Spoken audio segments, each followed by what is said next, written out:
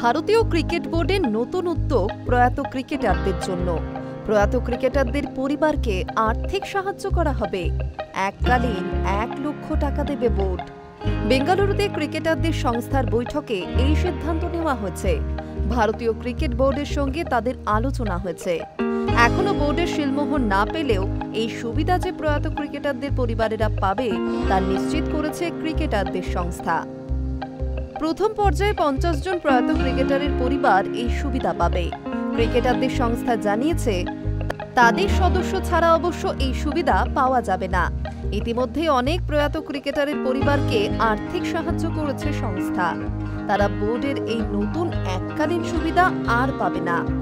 ক্রিকেটারদের সংস্থা এক বিবৃতিতে বলেছে, ভারতীয় ক্রিকেটে অবদানের জন্য ক্রিকেটারদের পরিবারের পাশে আমরা রয়েছি। যে কোনো প্রয়োজনে তাদের সাহায্য করা হবে। আমাদের কর্তব্য আমরা পালন করব।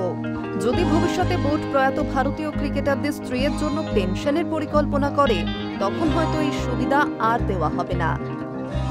2019 সালে তৈরি হয়েছিল ভারতীয় ক্রিকেটারদের সংস্থা। এই সংস্থাকে মান্যতা দিয়েছে বিসিসিআই। এই সংস্থায় এখন 1750-এর উপর ক্রিকেটার সদস্য হিসেবে রয়েছেন।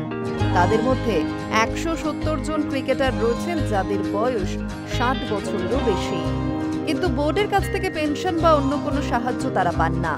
তাদেরও 1 লক্ষ টাকা এককালীন দেওয়ার সিদ্ধান্ত নেওয়া হয়েছে। সংস্থার সদস্যদের জন্য স্বাস্থ্য বীমার ব্যবস্থাও করা হয়েছে।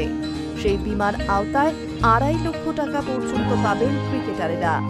প্রতি বছর তাদের 43 ধরনের স্বাস্থ্য পরীক্ষা করা হবে।